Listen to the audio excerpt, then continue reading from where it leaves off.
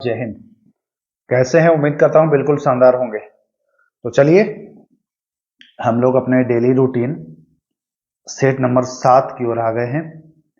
और आप लोग का एक कमेंट है कि पीडीएफ पीडीएफ पीडीएफ, तो पीडीएफ मैं एक ही बार दे दूंगा सबका, जो भी बच रहा है ना 7-8 हो जाएगा एक दो दिन में।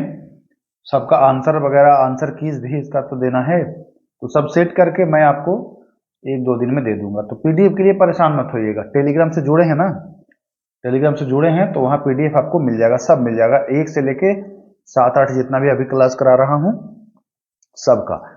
एक दो दिन सब्र कर लीजिए। बाकी कुछ लोगों का क्वेश्चन रहता है कि कुछ क्वेश्चन डाउट वाला रहता है, तो डाउट वाला क्वेश्चन आप कमेंट कर दिया करिए। वैसे कम चांस रहता है कि डाउट वाला क्वेश्चन को अच्छे से पढ़ेंगे तो आपका डाउट जो है वो क्लियर हो जाएगा, कोई दिक्कत नहीं है। फिर भी अगर कोई रह जाता है तो अगली वीडियो में उसको हम लोग देख लेते हैं।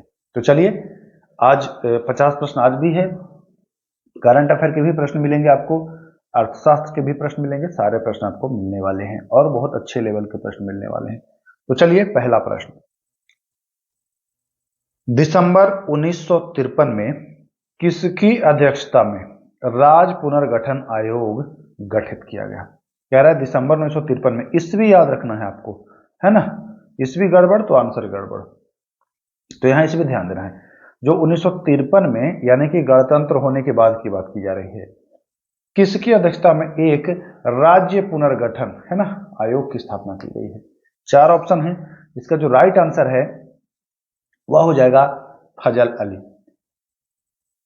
आप कितने क्वेश्चन सही करेंगे कमेंट बॉक्स में आखिरी में लिख दीजिएगा, चेक कर लीजिएगा, इससे आपको यह पता चलेगा कि आप कितना अपने आप को अभी तक तैयार किए हैं, है ना। बहुत सारे लोग लिखते हैं, बहुत नहीं लिखते हैं, तो लिखा करिए, कमेंट में लिखा करिए। 2-4 सेकंड का समय लगेगा वीडियो लास्ट में देख करके, और लिखा करिए ताकि पता चले कि आप कितने पानी में हैं। बहुत सारे बच्चे कमेंट डालते हैं अपना कि 40-42, है ना, तो कम आए तब भी शर्माना नहीं है, अपनी कमजोरी को ताकत में बदलना सीखिए, तब सही रहेगा। चलिए प्रश्न संख्या दूसरा पर आते हैं। देखिए, राज्य पुनर्गठन आयोग में कौन शामिल नहीं था? ये जो राज्य पुनर्गठन आयोग बना ना, इसमें 4 लोग थे। कितने लोग? 4 लोग, जिसमें ये 3 थे और ये गोविंद बल्लभ पंत नहीं थे। तो यही पूछ रहा है कि कौन शामिल नहीं था?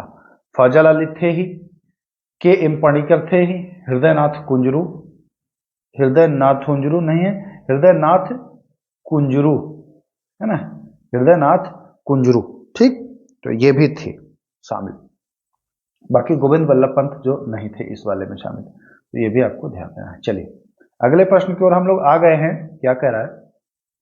जो व्यक्ति स्वेच्छा से विदेशी राज्य की नागरिकता प्राप्त कर रहे हैं उन्हें भारत की नागरिकता नहीं मिल सकती, भारतीय संविधान के किस अनुच्छेद में वर्णित है? कह रहा है जैसे देखिए, आप किसी दूसरे देश की नागरिकता प्राप्त कर लेते हैं तो अब भारत की नागरिकता आपकी समाप्त हो जाएगी, क्योंकि भारत में एकल नागरिकता का प्रावधान है ना, एकल नागरिकता, एक ही नागरिकता रह सकती है।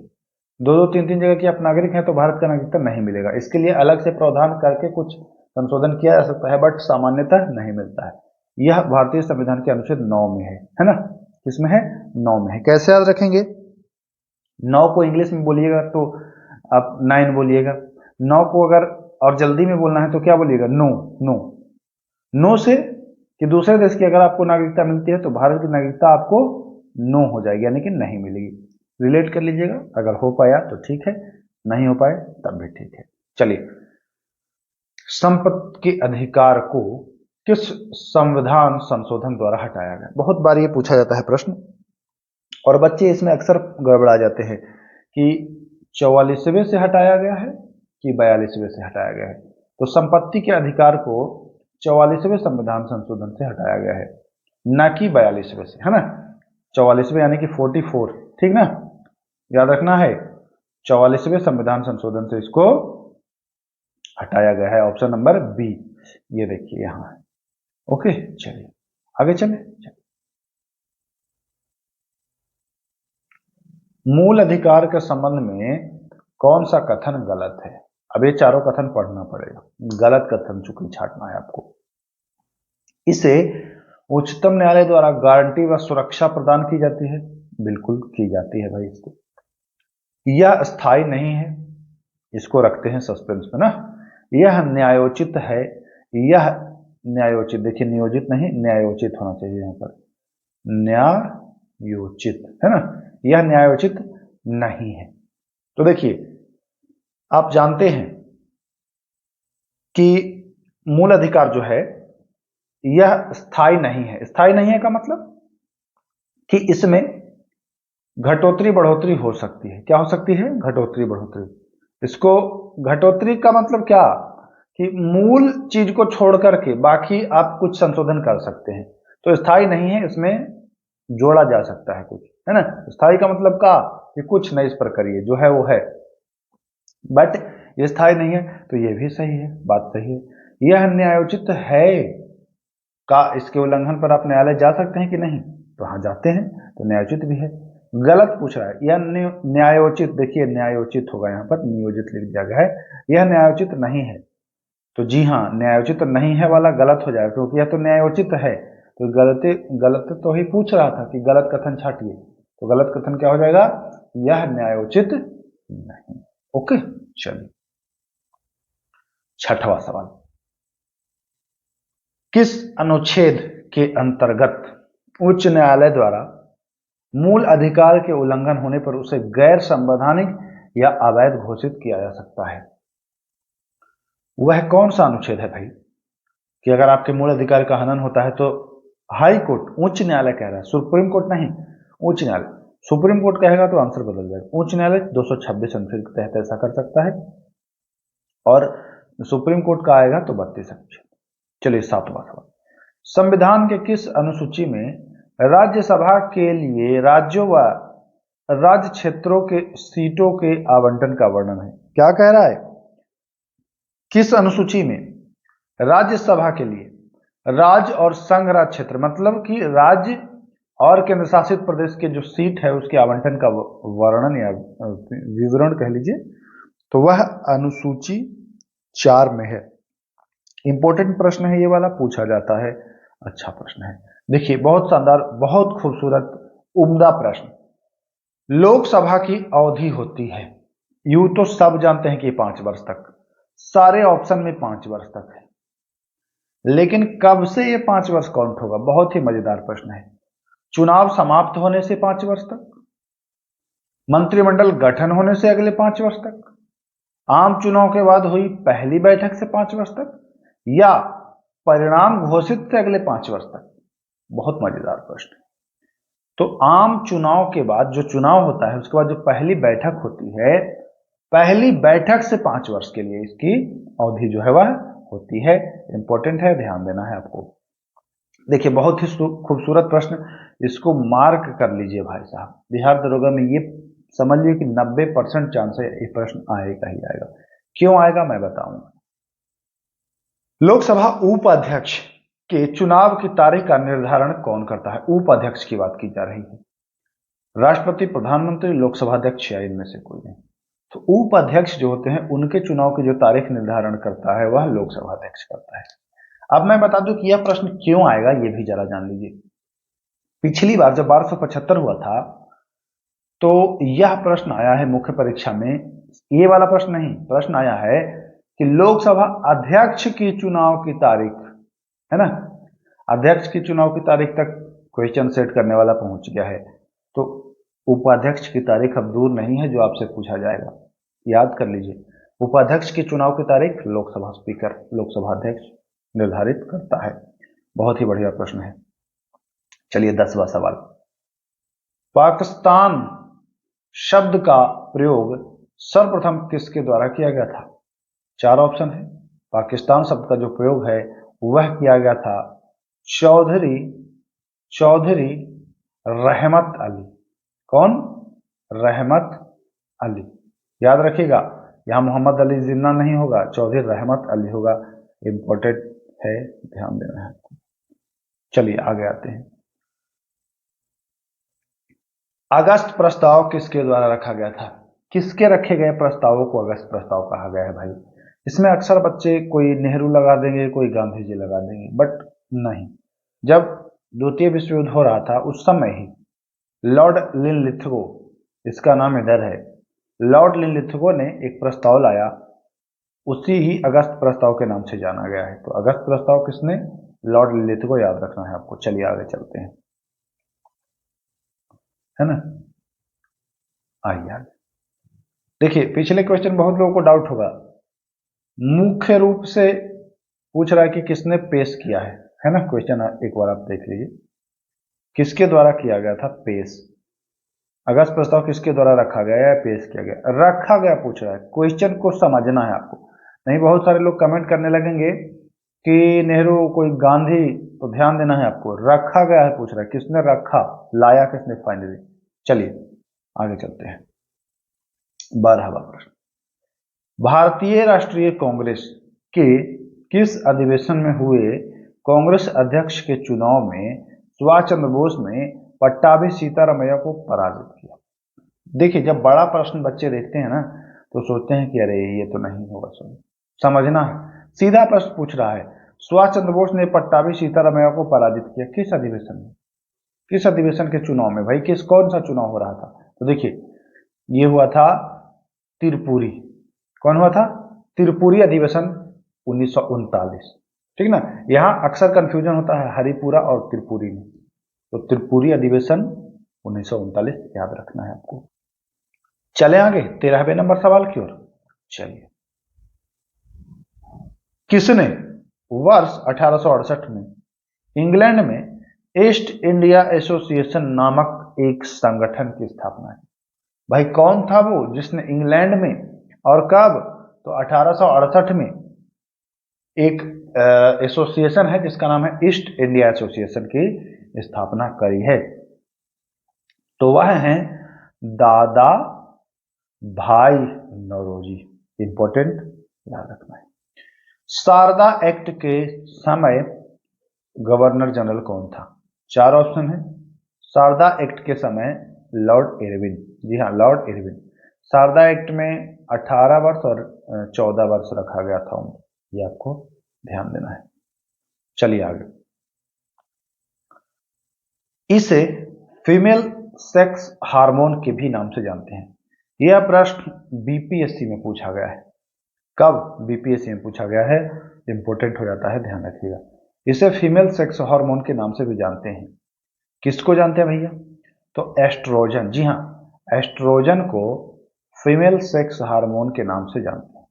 अब मेल सेक्स हार्मोन या पुरुष सेक्स हार्मोन, तब टेस्टोस्टेरॉन। टेस्टोस्टेरॉन याद रखना है आपको, अच्छा प्रश्न है, पूछा जा सकता है। निम्न में से किस पोषक तत्व में प्रति ग्राम सर्वाधिक ऊर्जा है? मतलब कि ये चारों अगर मिल जाए तीनों, तो सर्वाधिक ऊर्जा प्रति ग्राम किस में मिलेगा? तो वसा में मिलेगा। किसमें? वर्षा नहीं, वसा। वसा में मिलेगा। इंपॉर्टेंट है, ध्यान रखें, बी ऑप्शन सही है। किलोसिस नामक रोग, कौन सा रोग? किलोसिस नामक रोग किस विटामिन की कमी से होता है? ए, बी, सी या विटामिन B2? तो किलोसिस जो है वह विटामिन B2 के कमी से होता है, ध्यान रखना है। किसे मार्स गैस के रूप में भी जाना जाता है? सामान्यतः आपने इस प्रश्न को बहुत बार सेट में भी देखा होगा। तो मार्स गैस मीथेन को कहा जाता है। किसे कहा जाता है? मीथेन को। महत्वपूर्ण प्रश्न है, ध्यान देना है। चलिए प्रश्न संख्या 19 की बात।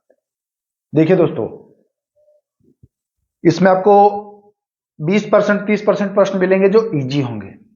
तो बहुत सारे बच्चे कमेंट करेंगे, एक कर ही दिए हैं, कुछ लोग कमेंट किए हैं कि इतना इजी ले। इजी तो 20% प्रश्न आप एग्जाम में भी देखते हैं। अब सारे प्रश्न कठिन कर दें, टाइट कर दें, तो कै गो लगाएंगे? 10 को 15 गो में हालत पंचर हो जाएगी। एग्जाम आप लोग अगर दिए हैं, अच्छा ये कमेंट कौन करता है? जो एग्जाम नहीं दिया है। जो एग्जाम 1-2 बार दिया है वह जानता है कि प्रश्न चलता फिरता ही रहता है। आधा प्रश्न रहेगा एकदम सामान्य, फिर 25% रहेगा थोड़ा सा मीडियम, और जो बचेगा 20-25% वो थोड़ा सा जटिल रहेगा। तो ये जो नहीं एग्जाम देता है वो ऐसे बोलता है। किसे? हास्य गैस। यानी अंग्रेजी में पूछे तो लाफिंग गैस है ना, लाफिंग गैस भी कहता है कभी कभी इसको, अंग्रेजी नाम यहाँ पर ऐड कर देगा फिर आपको कंफ्यूज। तो हास्य gas nitrous oxide, nitrous oxide को कहा जाता है। ये ओ है, सी नहीं है, समझिएगा इसको, ये ओ है, ठीक ना, नाइट्रस ऑक्साइड। चलते हैं अगले प्रश्न, 20वां नंबर सवाल, देखते हैं क्या कहता है। बिग बैंग सिद्धांत या बिग बैंग थ्योरी पूछ दे, इसका प्रतिपादन किसने किया था? बिग बैंग सिद्धांत का प्रतिपादन, 4 ऑप्शन है। तो जॉर्ज लेमेत्रे, है ना, जॉर्ज लेमेत्रे ने बिग बैंग सिद्धांत जो है इसका प्रतिपादन किया था। यह बहुत बढ़िया प्रश्न है, इसको अच्छे से आपको पढ़ना है तब जवाब देना है। पृथ्वी के सबसे नजदीक का तारा कौन है? 4 ऑप्शन है। प्रक्सिमा सेंचुरी, ओरियन नेबुला, नेबुला है, ठीक ना, ओरियन नेबुला, डॉग स्टार या कुत्ता तारा या सूर्य। अच्छे से पढ़ लीजिए तब कमेंट करिएगा। बहुत सारे बच्चे प्रक्सिमा सेंचुरी लगाएंगे, ओरियन नेबुला कोई लगाएगा, कोई कुत्ता तारा लगाएगा, लेकिन जो सबसे नजदीक है ना वह है सूर्य। आप देखते हैं सब तारों में बड़ा दिखता भी है, ये आपसे नजदीक है तभी तो बड़ा दिखता है कि नहीं? तो इंपॉर्टेंट है, ध्यान देना है आपको, फंसना नहीं है ऐसे प्रश्न। किस तीर्थ को दिन व रात संपूर्ण पृथ्वी पर बराबर होते हैं? संपूर्ण पृथ्वी पर 2 बार दिन और रात बराबर होते हैं, 21 मार्च और 23 सितंबर, है ना। तो याद रखना है 21 मार्च ऑप्शन में है, 23 सितंबर नहीं है, तो ऑप्शन नंबर ए बिल्कुल जो है वह क्या हो जाएगा? सही हो जाएगा। चलें आगे, चलिए सर 23वां नंबर सवाल, चलिए कह रहा है कि इनमें से सबसे बड़ा हिमनद कौन सा है?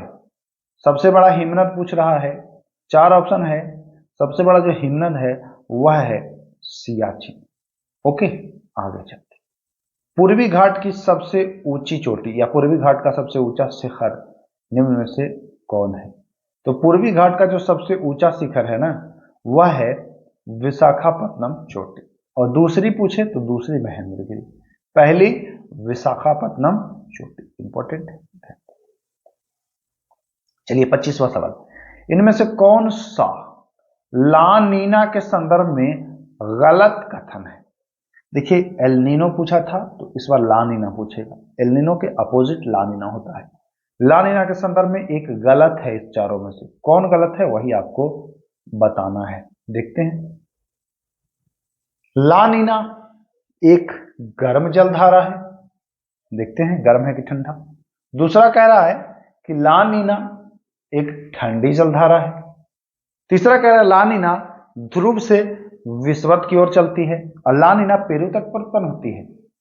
अब देखिए, तो इसी से आप छाट सकते हैं कि जो ला नीना है ना यह ध्रुव से विषुवत की ओर चलती है। यहां देखिए, ये ध्रुव है और ये विषुवत है। विषुवत सबसे ज्यादा गर्म होता है, ध्रुव पर ठंडा होता है, तो विषुवत की ओर चल रहा है यानी कि ठंडा से गर्म, तो ये ठंडी जलधारा है। तो गर्म वाला जो है वह गलत है, यानी कि सही जो आंसर हो जाएगा वह क्या हो जाएगा? यह गर्म जलधारा है। यह गर्म नहीं है बल्कि ठंडी है। यहां आपसे पूछ रहा है कि गलत कथन छाटिए, तो गलत क्या है? यह गर्म है, यह गर्म नहीं है बल्कि यह ठंडी है। तो यह ऑप्शन ए जो है वह सही हो जाएगा। ऐसे प्रश्न में आप फंस जाते हैं। उष्णकटिबंधीय आर्द्र पर्णपाती वन हेतु वर्षा होना चाहिए। उष्णकटिबंधीय आर्द्र पर्णपाती वन हेतु वर्षा जो है ना वह 70 से 100 सेंटीमीटर, हाँ 70 से 100, 70 से 100 नहीं है, 100 से 200 है। यहाँ पर थोड़ा सा कंफ्यूजन हुआ था, बट 100 से 200 है, हमको याद है, ठीक ना, 100 से 200 बिल्कुल राइट है, कोई दिक्कत नहीं। देखिए एक आध प्रश्न हो जाता है, अभी इतने प्रश्न को अगर याद करेंगे आप ना तो एक आध प्रश्न हो जाता है, बट ये कंफर्म है कि 100 से 200 सेंटीमीटर। चलें आगे, चलिए प्रश्न संख्या आते हैं अब हम 27 देखिए एनसीईआरटी के प्रश्न हैं ये सब, ऐसे प्रश्न आपको एग्जाम में दिखेगा तब कहेंगे आहा ये तो हम पढ़वे नहीं किए हैं, कहां से दे दिया, आउट ऑफ सिलेबस दे दिया, है ना। लेकिन आउट ऑफ सिलेबस नहीं है। 10th क्लास जब साइंस ऑफ एनसीईआरटी पढ़ेंगे तो ये है। मैग्नीशियम रिबन का जब दहन होता है ज्वाला कैसे निकलती है? बहुत शानदार खूबसूरत प्रश्न। पीली, नीली, लाल या श्वेत को सफेद कह रही, तो श्वेत ज्वाला के साथ इसका दहन होता है। अक्सर लोग पीला या लाल मार देते हैं, बट ध्यान रखना है आपको श्वेत ज्वाला। देखिए अब ये सारे प्रश्न एनसीईआरटी 10th क्लास के मिलेंगे आपको। हिट एंड ट्रायल विधि संबंधित है, किससे संबंधित है? गर्म करके धातु निकालने की एक विधि है, रासायनिक समीकरणों को संतुलित करने की एक विधि है, गर्म करके मिश्रण को अलग करने की एक विधि है। देखिए अब हिट देखेंगे बच्चे तो सीधा मारेंगे गर्म, है ना, गर्म मारेंगे, या ये वाला मार देंगे या सी मारेंगे, छांटेंगे ए किसी ए किसी ए किसी ए किसी सी मार देंगे। बट ध्यान रखना है रासायनिक समीकरणों को संतुलित करने की ये विधि है जिसे हीट एंड ट्रायल विधि कहते हैं। अच्छा प्रश्न है, फंस न जाए इसलिए मैं इसको ले आया था।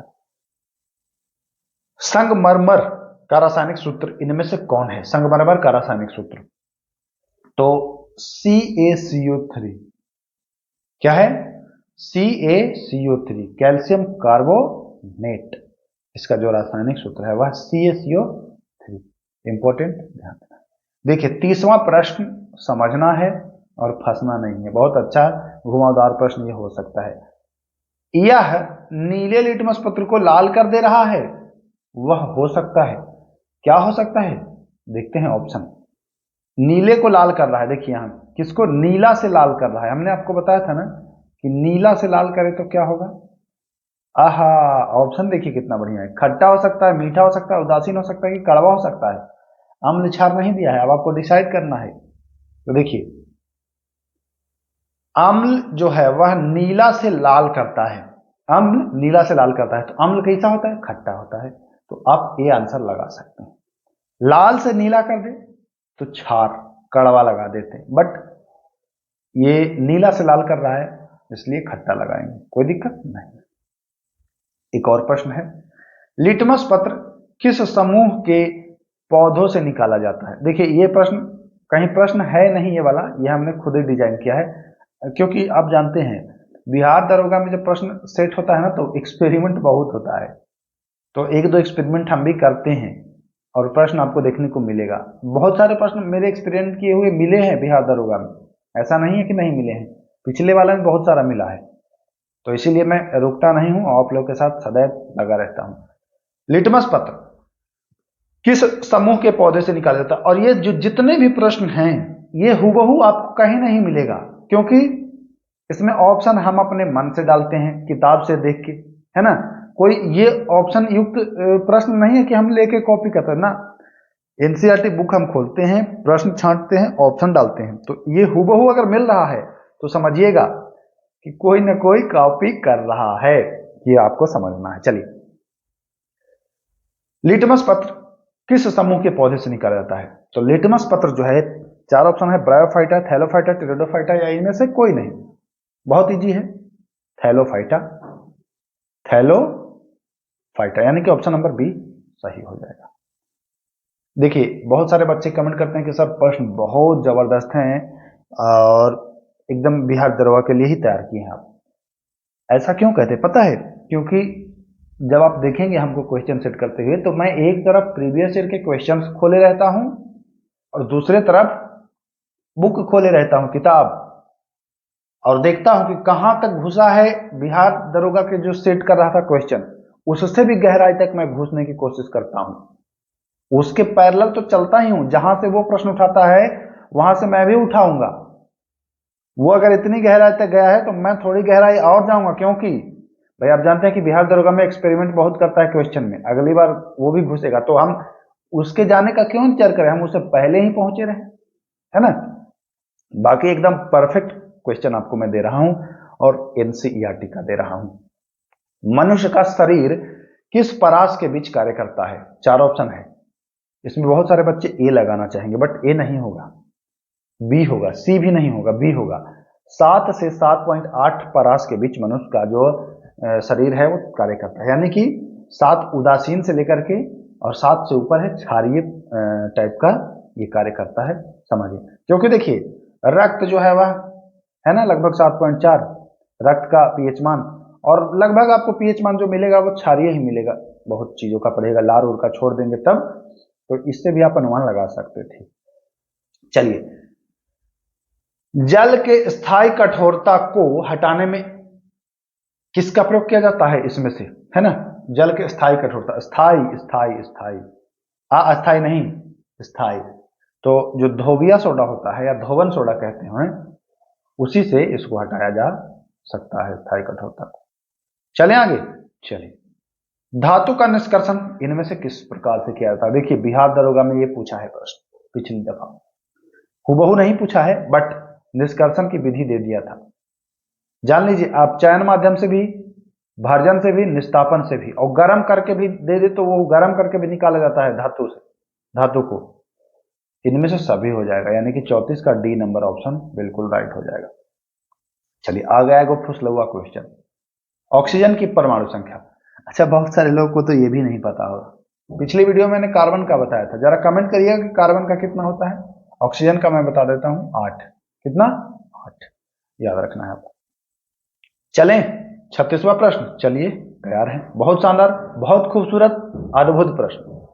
इनमें से कौन कार्बन का अपरूप नहीं है। देखिए, कार्बन का 2 वर्ग आप पढ़ते हैं, हीरा और ग्रेफाइट, लेकिन बंकमिस्टर फ्लोरीन भी जो है यह इसी के ग्रुप से आता है, तो इसको भी आप रखिएगा, छाटिएगा मत, ग्रुप है ना। सभी कार्बन अपरूप वर्ग के अंतर्गत आते हैं, डी ऑप्शन बिल्कुल सही है, सभी जो है वह कार्बन के अपरूप वर्ग। और बंकमिस्टर फ्लोरीन C16 होता है, C60, 16 नहीं 60, 60, C60। कभी पूछ दे कि बंकमिस्टर फ्लोरीन की जो संरचना होती है वह कैसी होती है, तो याद रखना है फुटबॉल की भांति होती है, स्ट्रक्चर जो होता है ना इसका, यह फुटबॉल की भांति होता है, तो याद रखना है फुटबॉल, याद रखना है। बहुत बढ़िया, बहुत खूबसूरत प्रश्न है ये। चलिए, और जो बच्चा एनसीईआरटी कभी देखा होगा वो समझ रहा होगा चीजों को कि हाँ हम कहां से क्वेश्चन दिए हैं। स्वच्छ आकाश का नीला होने का कारण, सीधा पूछ रहा है कि आकाश जो जब स्वच्छ रहता है, साफ रहता है तो नीला, अब बादल हो जाता है तब रंग बदलता है थोड़ा बहुत, लेकिन स्वच्छ जब है तो नीला होता है। क्यों?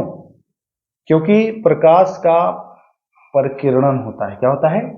परकिरणन, बिखर जाता है रंग, रंग धूल से टकरा करके बिखर जाता है, और बिखर के ने की वजह से पूरा नीला नीला दिखाई आपको देता है। तो इसका ऑप्शन नंबर सी बिल्कुल सही होने वाला है। देखिए, बहुत खूबसूरत प्रश्न, विभवांतर की माप किसके द्वारा की जाती है ना, शानदार प्रश्न। तो विभवांतर की जो माप है ना वह वोल्ट मीटर, किसके द्वारा? वोल्ट मीटर के द्वारा किया जाता है। इंपॉर्टेंट प्रश्न है यह, बिहार दरोगा पीटी में पूछा गया है भैया, याद रखिएगा इसको।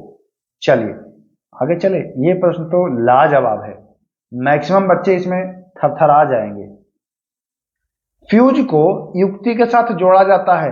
अब जानते हैं सीसा टीन तो बच्चे रट लिए हैं, है ना, सीसा टीन कर लिए हैं। आप बताइए इसको समानांतर में जोड़ेंगे कि श्रेणी में जोड़ेंगे कि किसी में भी जोड़ देंगे? अरे बाप, तो बड़ा तगड़ा प्रश्न, और जान ही रहे हैं आप बिहार दरोगा का लक्षण, जान है ना क्वेश्चन जहां सेट होता है कैसे पटकता है। तो अब नहीं पटकेगा, श्रेणी क्रम में। कैसे? श्रेणी क्रम में, समानांतर क्रम में नहीं, श्रेणी क्रम में जोड़ा जाता है। समानांतर क्रम में जोड़ेगा तो गड़बड़ा जाएगा, है ना, सब फ्यूज हो जाएगा, उसका फ्यूज छोड़ के सब फ्यूज हो जाएगा, ये भी जान लीजिए। चलिए 40, इनमें से कौन जापान का स्टॉक एक्सचेंज नहीं है? जैसे भारत का BSE बॉम्बे स्टॉक एक्सचेंज है ना, वही जापान का पूछ रहा है। तो जापान का जो है वो है निक्की। क्या है? निक्की, जापान की है, याद रखना है। अमेरिकी स्टॉक एक्सचेंज में सूचीबद्ध होने वाली प्रथम भारतीय कंपनी, वह कौन सी कंपनी है जो अमेरिकी स्टॉक एक्सचेंज में सूचीबद्ध हुई है? वो पहली कंपनी भारत की टाटा, विप्रो, MTNL की इंफोसिस। तो इंफोसिस जो है वह सूचीबद्ध होने वाली पहली कंपनी है, याद रखना है आपको। चलें, चलिए 42, देखिए आ गया है करंट से प्रश्न। बजट 2025 में हाल ही में किस राज्य में केंद्रीय मखाना बोर्ड खोलने का प्रावधान किया गया है? मखाना बोर्ड का गठन होगा, खोलने से मतलब है कि गठन, यहाँ खोलना का दुकान थोड़ी है ना, गठन लिख लीजिए इसको, गठन का प्रावधान किया गया है। अभी हाल ही में अगर बजट पेश हुआ है जानते होंगे तो आप जान जाएंगे कि बिहार में हुआ। कहाँ में? बिहार में। चलिए एक बढ़िया प्रश्न है, वित्त मंत्री निर्मला सीतारमण ने कुल कितनी बार बजट पेश किया है? कई बार बजट पेश किया? तो 8 बार कुल कर दिया। कितनी बार कर दिया? 8 बार कर दिया। ध्यान रखना है आपको। देखिए ये प्रश्न महत्वपूर्ण है, पूछ सकता है, इसलिए मैं इसको लेकर के आया हूं, है ना। नरसिम्हन समिति का संबंध, नरसिम्हन समिति का संबंध किससे है? कर सुधार से, केंद्र राज्य संबंध से, बैंकिंग सुधार से, कि नई शिक्षा नीति से? तो नरसिम्हन समिति जो है ना, यह बैंकिंग सुधार से संबंधित है। किससे? बैंकिंग सुधार से संबंधित है। इनमें से कौन सा अप्रत्यक्ष कर है? अप्रत्यक्ष यानी कि प्रत्यक्ष नहीं है। आयकर, जीएसटी, निगम कर, और चौथा है आपका संपदा शुल्क, है ना। तो देखिए आयकर भी प्रत्यक्ष कर है, निगम कर भी प्रत्यक्ष। प्रत्यक्ष कर का मतलब क्या समझते हैं? कि आपसे डायरेक्ट लिया जाए। ये आप है, ठीक, ये आप है, हम आपको बना दे रहे हैं, आंख मुंह नाक सब बना दे रहे हैं, ठीक, ये आप है। प्रत्यक्ष का मतलब कि डायरेक्ट आपसे लिया जाए। तो इनकम टैक्स लिया जाता है तो आप ही तो जमा करते हैं, डायरेक्ट जमा करते हैं, सरकार आपसे डायरेक्ट ले लेता है। निगम कर भी आपसे डायरेक्ट ले लिया जाता है ना। संपदा शुल्क भी आपसे डायरेक्ट लिया जाता है, लेकिन जीएसटी आपसे नहीं लिया जाता डायरेक्ट। अच्छा, जीएसटी आप देते हैं, कैसे देते हैं पता है? आप किसी सामान पर लगता है जीएसटी। जैसे आप मोटरसाइकिल खरीदे तो मोटरसाइकिल कंपनी वाला आपसे लेगा जीएसटी। आपसे कौन लेगा? मोटरसाइकिल कंपनी वाला लेगा। अब मोटरसाइकिल कंपनी वाला जो है वह सरकार को अदा करेगा कि हमने इतने का बेचा और इतना इसमें टैक्स है, आप ले लीजिए, है ना। तो अप्रत्यक्ष हुआ, दे तो आप ही रहे हैं, पैसा तो आप ही का जा रहा है बाबू, लेकिन किसके माध्यम से? तो ये मोटरसाइकिल कंपनी जो है यह दे रहा है सरकार को। समझ रहे हैं बात को? तो जीएसटी हुआ ना, आप डायरेक्ट सरकार को तो नहीं देते हैं किसी खाते में कि भाई ये आपके खाते से तो जीएसटी कटता नहीं है, तो ये अप्रत्यक्ष कर है।